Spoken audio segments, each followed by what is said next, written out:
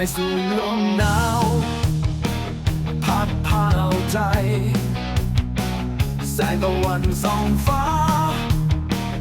ทุ่งนากว้างใหญ่เสียงระฆังที่ดังยามเช้าแห่งไทยใหญ่คือเสียงที่บอกให้รู้ว่าเรายังคงหายใจแผ่นดินไทยใหญ่แผ่นดินของเราภูเขาและป่าไม้เป็นที่พึ่งของใจ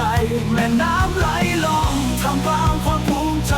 รวมเป็นหนึ่งเดียวกันในดินแดนไทยใหญ่แผ่นดินไทยใหญ่เห็นรอยยิ้มรื่นใจวิถีชี